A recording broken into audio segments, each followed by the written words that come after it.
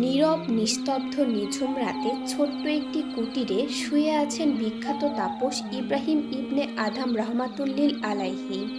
ঠিক এমন সময় তিনি এক অদ্ভুত স্বপ্ন দেখলেন।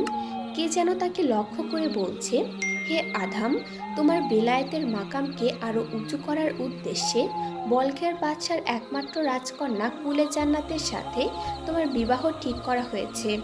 অতএব তুমি আল্লাহ তাআলার উপর ভরসা করে সকল প্রস্তুতি গ্রহণ করতে থাকো। হঠাৎ এমন অদ্ভুত স্বপ্ন দেখে তিনি ঘুম থেকে উঠে বসলেন এবং গভীর চিন্তায় মগ্ন হয়ে ঘরের মধ্যে হাঁটতে শুরু করলেন। আর ভাবতে লাগলেন, বলখের রাজকন্যাকে আমার মতো এমন নগণ্য ফকিরের নিকট কে বিবাহ দিবে। এমন চিন্তা করতে করতে সারা রাত কেটে গেল। অতঃপর তিনি এক সিদ্ধান্তে উপনীত হলেন যে নিশ্চয়ই এটা কাল্পনিক মিথ্যা স্বপ্ন হবে, কেননা রাজকন্যাকে আমার মতো ফকিরের নিকট কেউ বিবাহ দিবে না। এই চিন্তা করে স্বপ্নের আদেশকে মন থেকে দূরে সরিয়ে দিলেন এবং নিত্যদিনের অভ্যাস অনুযায়ী জঙ্গলের কাঠ কাটতে বের হলেন।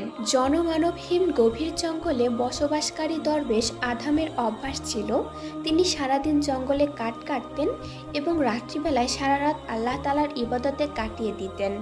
অতঃপর জুম্মার দিন সকালবেলা উক্ত কাঠের বোঝা মাথায় বহন করে লোকালয়ের বাজারে যেতেন এবং তা বিক্রি করে যে টাকা পেতেন তা হতে কিছু টাকা গরিব অসহায়দের মধ্যে দান করে দিতেন এবং বাকি টাকার মাধ্যমে এক সপ্তাহের প্রয়োজনীয় সদাই খরিদ করতেন। অতঃপর জুমার নামাজ আদায় করে আবার জঙ্গলের উদ্দেশ্যে ফিরে আসতেন। আর এভাবেই চলছিল দরবেশ আধামের জীবনধারা। ওই অদ্ভুত স্বপ্ন দেখার কিছুদিন পর একদা দরবেশ আধাম লাকড়ির বোঝা মাথায় নিয়ে জঙ্গল হতে লোকালয়ের উদ্দেশ্যে রওনা করলেন এবং যেতে যেতে লোকালয়ের কাছাকাছি এসে যখন পৌঁছালেন, আল্লাহর কি মহিমা, সেদিন রাজকন্যা কুলে জান্নাতও তার নিয়ম অনুসারে প্রাসাদের অদূরে অবস্থিত ফুলবাগানে বেড়াতে বের হয়েছিলেন। এমন সময় দরবেশ আধাম শুনতে পেলেন যে রাজদরবারের প্রহরীগণ ঘোষণা করছেন, সকলে সরে দাঁড়াও, রাস্তা ফাঁকা করে দাও, বলখের একমাত্র রাজকন্যা কুলে জান্নাত এই পথ দিয়ে আসছেন। যখন তিনি এমন ঘোষণা শুনতে পেলেন যে এই রাস্তা দিয়ে রাজকন্যা আগমন করবেন এবং তার নিরাপত্তার জন্য রাস্তা সাময়িকভাবে বন্ধ করা হচ্ছে, তখন তিনি আগ্রহী হয়ে রাজকন্যার পালকি দেখার জন্য রাস্তার একপাশে দাঁড়িয়ে রইলেন। অতঃপর অল্প কিছুক্ষণের মধ্যেই রাজকন্যার পালকি সে পথ ধরে সামনে অগ্রসর হতে লাগলো। ঠিক এমন সময় একটি ঝটিকা বাতাস এসে রাজকন্যার পালকির পর্দা উড়িয়ে দিল। পর্দা উড়িয়ে দিতে রাজকন্যার দৃষ্টি বাইরে নিপতিত হলো এবং খোদাই কুদরতি ইশারায় উৎসুক জনতার মাঝে রাজকন্যার দৃষ্টি একমাত্র দরবেশ আধামের নুরানি চেহারার উপর পতিত হলো। রাজকন্যার দৃষ্টি দরবেশের চেহারায় পতিত হওয়ার সাথে সাথেই তার চোখ ঝলসে উঠল এবং সে অপলক নয়নে দরবেশের দিকে তাকিয়ে থাকতে লাগলো, কারণ তার চেহারার মধ্যে এক আধ্যাত্মিক নূর চকমক করছিল। এদিক থেকে দরবেশ আধামও রাজকন্যাকে বিয়ের উদ্দেশ্যে এক নজর দেখে নিলেন। রাজকন্যার লাবণ্যময় চেহারা দেখেই তাকে তার পছন্দ হয়ে গেল, কিন্তু নিজের অবস্থানের কথা চিন্তা করে রাজকন্যার সাথে বিবাহ বন্ধনে আবদ্ধ হওয়াকে দুঃস্বপ্ন ভেবে সেখান থেকে সে আস্তে আস্তে বিদায় গ্রহণ করল এবং তার প্রয়োজনীয় কাজ সেরে জঙ্গলের পথে আবার রওনা করল। এরপর রাত্রিবেলায় যখন তিনি তার ছোট্ট কুঠিরে শয়ন করছিলেন, তিনি আবারও স্বপ্ন দেখলেন, কে যেন তাকে লক্ষ্য করে বলছে, হে আধাম, তোমার বেলায়েতের মাকামকে আরো উঁচু করার উদ্দেশ্যে বলকের একমাত্র রাজকন্যা কুলে জান্নাতের সাথে তোমার বিবাহ ঠিক করা হয়েছে। অতএব তুমি আল্লাহ তাআলার উপর ভরসা করে সকল প্রস্তুতি গ্রহণ করতে থাকো। দরবেশ আধাম আজও এমন স্বপ্ন দেখে ঘুম থেকে জেগে উঠলেন এবং গভীর চিন্তায় নিমগ্ন হলেন আর ভাবতে লাগলেন, রাজকন্যাকে আমার মতো ফকিরের নিকট কে বা বিবাহ দিবে। কিন্তু বারবার একই স্বপ্ন দেখায় তিনি দৃঢ় প্রত্যয় গ্রহণ করলেন। এবার তিনি সরাসরি রাজার নিকট গমন করে রাজকন্যাকে বিবাহ করার ব্যাপারে সব কথা খুলে বলবেন। এসব চিন্তা করতে করতে রাতের অন্ধকার কেটে ভোরের আলো পূর্ব দিগন্তে সূর্য উঠল। অতঃপর সকালবেলা তিনি নিয়ম অনুসারে বন থেকে যে কাঠ কেটেছিলেন সে কাঠের বোঝা মাথায় বহন করে লোকালয়ের বাজারের উদ্দেশ্যে রওনা করলেন। বাজারে পৌঁছে উক্ত কাঠের বোঝা বাজারে বিক্রি করে দিলেন। অতঃপর তিনি তার প্রয়োজনীয় জিনিসপত্র ক্রয় করে রাজদরবারের উদ্দেশ্যে রওনা করলেন। দীর্ঘ পথ হাঁটার পরে অবশেষে রাজদরবারে এসে তিনি উপনীত হলেন। রাজদরবারে উপস্থিত হবার পর তিনি সরাসরি রাজার সম্মুখে উপস্থিত হলেন। বল্কের বাদশা ছিলেন খুবই ন্যায়পরায়ণ ও দয়ালু স্বভাবের। দরবেশ আধামকে দেখা মাত্রই তিনি ফকির ভেবে তাকে সাহায্য দিতে চাইলেন, কিন্তু দরবেশ আধাম তা নিতে অস্বীকার করলেন এবং বললেন, আমি জানি আপনি কাউকে আপনার দরবার হতে খালি হাতে ফেরত দেন না। আপনি আমাকে সাহায্য করতে চেয়েছেন, এই জন্য আমি আন্তরিকভাবে খুশি হয়েছি। তবে হে মহামান্য বাদশা, আমি আজ ভিন্ন একটি উদ্দেশ্য নিয়ে আপনার নিকট এসেছি। আশা করি আপনি আমাকে নিরাশ করবেন না। রাজা বললেন, আপনার আর্জি আমাকে বলুন, আপনার কথা আমি শুনছি। তখন আদম রাহমাতুল্লিল আলাইহি বললেন, আমি আপনার একমাত্র রাজকন্যা কুলে জান্নাতকে বিয়ে করে রাসূলে পাক সাল্লাল্লাহু আলাইহি সাল্লামের সুন্নত পালন করতে চাই। দরবেশ আধামের মুখে এমন কথা শুনে সমস্ত রাজদরবার কিছু সময়ের জন্য স্তব্ধ হয়ে গেল। রাজা তার কথা শুনে মৃদু হাসলেন এবং তিনি জিজ্ঞাসা করলেন, আপনার বাড়ি কোথায় আর আপনার নাম কি? দরবেশ আধাম তখন আঙুলের ইশারা দিয়ে বললেন, আপনার রাজ্যের শেষ সীমানায় অবস্থিত যে জঙ্গলটি রয়েছে সেখানেই আমার বাসস্থান, আর আমার নাম হচ্ছে আধাম। আমি জঙ্গলে বসবাস করি। রাজা পুনরায় জিজ্ঞাসা করলেন, আচ্ছা, রাজকন্যাকে যদি আপনার নিকট বিয়ে দিই তাহলে আপনি তাকে কোথায় রাখবেন এবং কিভাবে তার ভরণ পোষণ দিবেন? সরলমনা দরবেশ আধাম উত্তর দিল, আমি রাজকন্যাকে বিয়ে করে আমার সাথে জঙ্গলেই রাখবো এবং জঙ্গল হতে কাঠ কেটে বাজারে বিক্রি করার মাধ্যমে যে টাকা পাবো সে টাকা দিয়ে রাজকন্যার ভরণ পোষণ আদায় করব। দরবেশের মুখে এমন কথা শুনে সমস্ত রাজদরবার অট্টহাসিতে মেতে উঠল, কিন্তু কেউ দরবেশকে না চিনলেও রাজা দরবেশকে ঠিকই চিনেছেন, কারণ তার চেহারার মধ্যে এক আধ্যাত্মিক নূর চকমক করছিল।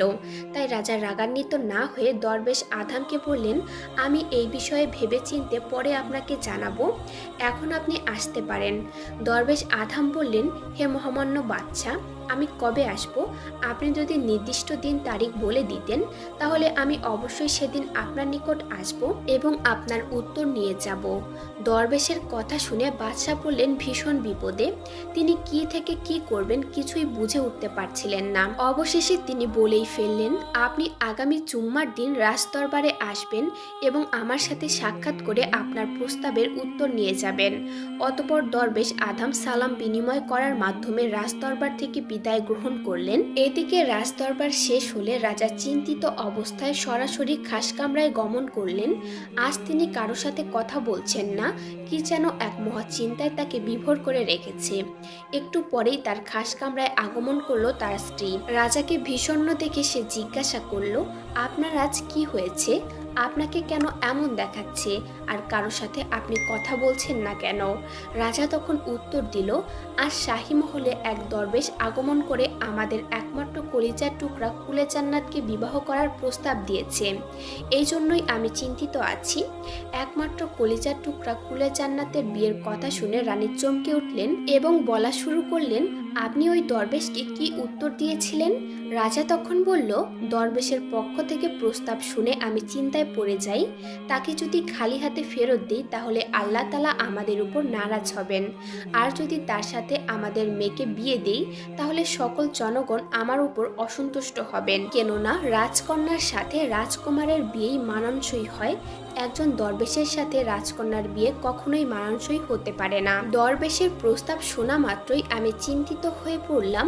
এই অবস্থায় আমি আল্লাহ তাআলাকে খুশি করব নাকি জনগণকে খুশি করব তখন আমি কিছুই বুঝে উঠতে পারছিলাম না। তাই দরবেশকে নিরাশ না করে আগামী সপ্তাহে জবাব নেয়ার জন্য রাজদরবারে আসতে বলেছি। রাজার মুখ থেকে সকল কথা শুনে রানীও চিন্তায় পড়ে গেলেন। কি করবেন তিনিও বুঝে উঠতে পারছিলেন না। ঠিক এমন সময় রানী বলতে লাগলেন, হে মহামান্য বাদশা, আপনি চিন্তা করবেন না। আপনি আপনার প্রধান উজিরকে ডাকুন এবং তার নিকট একটি পরামর্শ তলব করুন, হয়তো সে এর কোনো একটি সুন্দর মীমাংসা করে দিতে পারবেন। এরপর রাজা রাজ্যের প্রধান উজিরকে তার খাস কামরায় ডাকলেন। উজির রাজার পক্ষ থেকে সংবাদ পাওয়া মাত্রই দ্রুত তার খাস কামরায় গিয়ে উপস্থিত হলেন। উজির উপস্থিত হওয়ার পর রাজা তাকে সব বিষয়ে খুলে বললেন। সকল বিষয়ে অবগত হয়ে রাজাকে উজির বলল, জাহাপনা, আপনি চিন্তামুক্ত থাকুন। আমি দরবেশকে এমন সুন্দর জবাব দেব যে তিনি আর কখনোই রাজদরবারের আশেপাশেও আসবেন না। রাজা তার কথা শুনে আশ্বস্ত হলেন এবং উজিরকে ধন্যবাদ জানিয়ে বিদায় জানালেন। এদিক থেকে দরবেশ আধাম গভীর জঙ্গলে ইবাদত বন্দিগিতে মশগুল রয়েছেন এবং বুক ভরা আশা নিয়ে জুমাবারের অপেক্ষা করছেন। অপেক্ষার প্রহর শেষ যেন হচ্ছেই না। অবশেষে বহু প্রতীক্ষার পর শুক্রবার জুমার দিন দরবেশের কাছে এসে ধরা দিল। শুক্রবার সকাল হতেই দরবেশ আধাম তার অভ্যাস অনুযায়ী লাকড়ির বোঝা মাথায় নিয়ে লোকালয়ের বাজারের উদ্দেশ্যে রওনা করলেন। জঙ্গলের পথ পাড়ি দিয়ে লোকালয়ে পৌঁছে বাজারে গিয়ে তার সকল লাকড়িগুলো বিক্রি করলেন। লাকড়ি বিক্রি করার সাথে সাথে তিনি আর দেরি করলেন না, সরাসরি রাজদরবারের দিকে রওনা করলেন। দীর্ঘ পথ অতিক্রম করে অবশেষে দরবেশ আধাম রাজদরবারে এসে পৌঁছালেন এবং সরাসরি রাজার সম্মুখে এসে উপস্থিত হলেন এবং তাকে সালাম বিনিময় করলেন। রাজা দরবেশকে দেখা মাত্রই চমকে উঠলেন এবং কিভাবে তাকে কৌশলে বিদায় দেয়া যায় সেই চিন্তায় অস্থির হয়ে উঠলেন। অতঃপর দরবেশ আধাম রাজাকে লক্ষ্য করে বললেন, হে মহামান্য বাদশাহ, আপনি বলেছিলেন আমি যেন এই জুমায় আপনার দরবারে গমন করে আপনার নিকট থেকে প্রস্তাবের জবাব নিয়ে যাই। সেজন্য এই গোলাম আপনার দরবারে হাজির হয়েছে। মেহেরবানি করে আপনার মতামত আমার নিকটে খুলে বলুন। দরবেশের কথা শেষ হলে রাজা বলা শুরু করলো, আপনি কোনো চিন্তা করবেন না, আমি আপনার প্রস্তাবে সম্পূর্ণই রাজি আছি। তবে আমি আজ রাজদরবারের কাছে অনেক ব্যস্ত রয়েছি, তাই আপনার সাথে বিস্তারিত কথা বলতে পারছি না। তবে আপনি আমার প্রধান উজিরের সাথে সাক্ষাৎ করুন, সে আপনাকে এ ব্যাপারে বিস্তারিত সবকিছু বুঝিয়ে বলবে। একথা বলে বাদশাহ অন্দরমহলের দিকে রওনা করলেন। অতঃপর দরবেশ আধাম রাজদরবারের উজিরের নিকট গমন করলেন। উজির দরবেশকে দেখা মাত্রই মিথ্যা অভিবাদন জানালেন। দরবেশ অভিবাদন দেখে সন্তুষ্ট হলেন, কিন্তু উজিরের উদ্দেশ্য ভিন্ন ছিল তা দরবেশ কখনোই বুঝতে পারলেন না। অতঃপর দরবেশ উজিরকে লক্ষ্য করে বললেন, মহামান্য বাদশাহ আমাকে আপনার নিকট পাঠিয়েছেন এবং বলেছেন রাজকন্যাকে বিয়ে করার ব্যাপারে আপনি উত্তর প্রদান করবেন। অতএব আপনি আমাকে সবকিছু খুলে বলুন, আমি মন দিয়ে শুনছি। দরবেশের কথা শেষ হলে উজির এক ফন্দি এঁটে বলল, জনাব, রাজকন্যাকে আপনার নিকট বিয়ে দিতে আমাদের কারোরই কোনো আপত্তি নেই। তবে একটি বিষয় আমি চিন্তা করে দেখলাম, তা হলো রাজকন্যার এই বিয়েতে তার নিজের মতামত আছে কিনা তা আমাদের একবার জেনে নেওয়া উচিত। দরবেশ আধাম তখন চিন্তা করলেন, সত্যিই তো, রাজকন্যার এই বিয়েতে তার মতামত আছে কিনা এটা তো আমার জানা দরকার, কেননা তার মতামত জানা খুবই গুরুত্বপূর্ণ বিষয়। অতঃপর দরবেশ আধাম উজিরকে লক্ষ্য করে বললেন, আপনি মেহেরবানি করে যান, রাজকন্যার মতামত জেনে আসুন, আমি এখানে অপেক্ষায় রয়েছি। এরপর উজির এক মিথ্যা নাটক সাজালো। সে রুম থেকে বের হয়ে রাজকন্যার সাথে দেখা না করেই কিছুক্ষণ পর পুনরায় আবার রুমে ফিরে আসলো।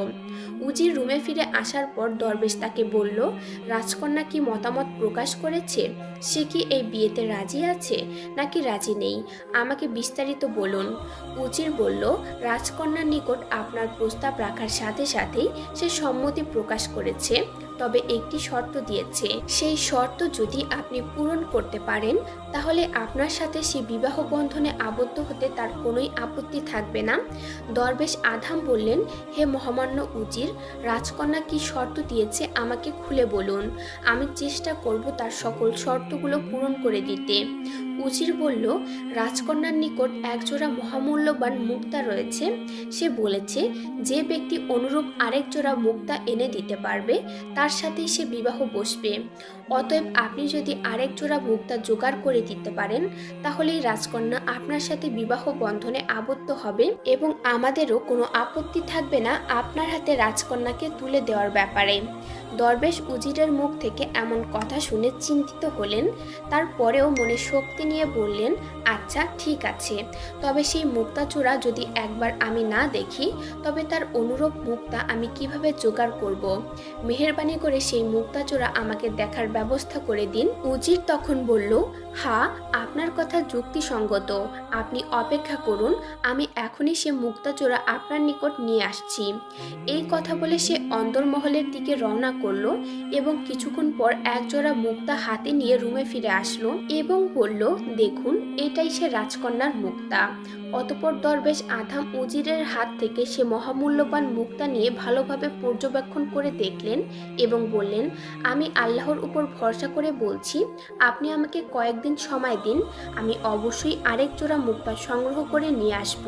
উজির তখন রাগ করে বলল, এই মুক্তা নিয়ে আসা এত সহজ বিষয় না, এগুলো গাছের ফল নয় যে ছিঁড়ে নিয়ে আসবেন।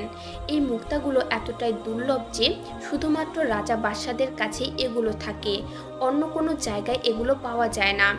উজিরের কথা শেষ হলে দরবেশ আধাম বললেন, আমি জানি এসব দামি পাথর শুধুমাত্র রাজা বাদশাদের ঘরেই থাকে, কিন্তু আল্লাহ তাআলা সর্বশক্তিমান, তিনি ইচ্ছা করলে সবকিছুই সম্ভব। উজির বলল, আপনার কথা ঠিক আছে, তবে আপনাকে একটি কথা স্মরণ করিয়ে দিতে চাই, যদি এই রকম মুক্তার ব্যবস্থা করতে না পারেন তাহলে ভবিষ্যতে কখনো রাজকন্যাকে বিয়ে করার ব্যাপারে প্রস্তাব নিয়ে এখানে আসবেন না। যদি আসেন তাহলে কিন্তু খুব খারাপ হয়ে যাবে। দরবেশ জবাব দিলেন, আপনি নিশ্চিত থাকুন, আল্লাহ তাআলার রহমতে আমি অবশ্যই তা সংগ্রহ করে এখানে নিয়ে আসব। এতক্ষণ পর্যন্ত উজির দরবেশের সাথে ভালো ব্যবহার করছিল, কিন্তু হঠাৎ করে সে বলে উঠল, আরে, তোমার মতো ফকিরের পক্ষে এরকম মুক্তা জোগাড় করা কখনোই সম্ভব নয়, তুমি আমাদেরকে বিরক্ত করো না। উজিরের এমন কথা শুনে দরবেশের গায়ে যেন আগুন লেগে গেল। সে রাগান্বিত কণ্ঠে বলে উঠল, রে মূর্খ উজির, তুই আল্লাহর মহিমার ব্যাপারে কতটুকু জানিস? যদি আল্লাহ তাআলা চান তাহলে এই রূপ হাজারো মুক্তা আমি হাজির করে দিতে পারবো। উজির তখন বলল, আচ্ছা, দেখা যাবে, তুমি এখান থেকে বিদায় হও। যদি তা সংগ্রহ করতে পারো তাহলে ফিরে আসবে, আর যদি না পারো তাহলে কখনোই এখানে যেন তোমাকে আর না দেখি। এরপর দরবেশ আধাম আল্লাহ তাআলার উপর ভরসা করে রাজদরবার থেকে বিদায় হলেন এবং গভীর জঙ্গলের উদ্দেশ্যে রওনা করলেন। জঙ্গলে পৌঁছানোর পর তিনি তার ছোট্ট কুটিরে প্রবেশ করে গভীর রাতে আল্লাহ তাআলার দরবারে দুই হাত তুললেন এবং মুনাজাত করে বলতে লাগলেন, হে দয়াময় আল্লাহ, আপনি সকল ক্ষমতার অধিকারী, আপনি সকল রাজাদের রাজা, আসমান ও জমিনের সকল সম্পত্তির চাবিকাঠি একমাত্র আপনারই হাতে। হে দয়াময় আল্লাহ, আমি আপনার তুচ্ছ নগণ্য গোলাম, আপনার কুদরতি ইশারাতেই আমি রাজকন্যাকে বিয়ে করার ইচ্ছা পোষণ করছি, কিন্তু তারা যে শর্ত দিয়েছে, আপনার সাহায্য ছাড়া আমার পক্ষে তা জোগাড় করা কখনোই সম্ভব নয়। হে দয়াময় খোদা, আমি তো ঠিকভাবে পেট ভরে খাবারই খেতে পারি না, আমি কি করে মহামূল্যবান মুক্তার ব্যবস্থা করব? হে খোদা, রাজকন্যাকে বিয়ে করার ক্ষেত্রে আপনার ইচ্ছা যদি থাকে তাহলে আপনি আমার জন্য এই মুক্তার ব্যবস্থা করে দিন। এই কথাগুলো বলে দরবেশ আধাম অঝোর নয়নে মোনাজাতে কাটতেছিলেন।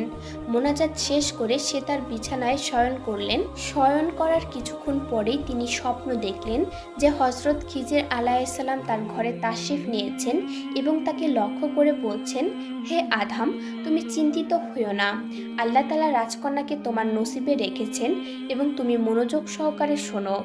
আগামীকাল সকালবেলা জঙ্গলের শেষ প্রান্তে যে সাগর রয়েছে, তুমি তার পাড়ে গিয়ে আল্লাহ তাআলার রহমতের অপেক্ষা করবে, সেখানে আল্লাহ রব্বুল আলামিন তোমার জন্য মুক্তার ব্যবস্থা করে দিবেন। এই কথাগুলো বলে হযরত খিজির আলাইহিসসালাম বিদায় গ্রহণ করলেন। ঘুম ভেঙে যাওয়ার সাথে সাথে দরবেশ আধাম বিছানা থেকে উঠে বসলেন এবং আল্লাহ তাআলার দরবারে শুকরিয়া আদায় করে সকালের অপেক্ষা করতে লাগলেন।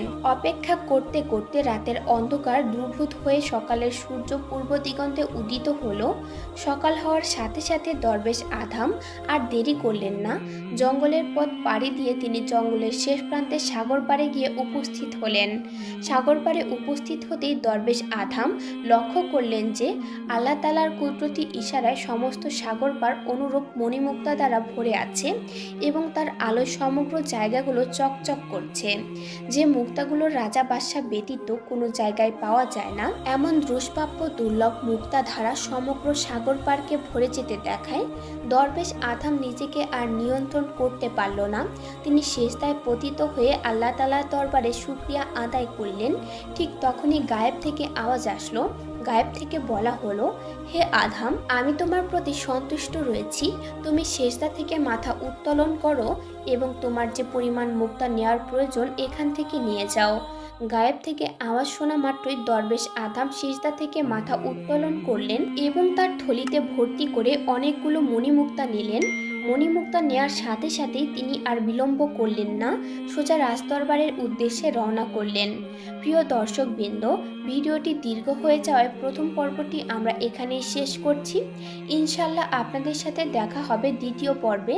এতক্ষণ পর্যন্ত ধৈর্য সহকারে যারা প্রথম পর্বটি দেখলেন, আপনাদের আন্তরিক মোবারকবাদ জানিয়ে আজকের মতো এখানে বিদায় নিচ্ছি। আসসালামু আলাইকুম ওয়া রাহমাতুল্লাহি ওয়া বারাকাতুহু।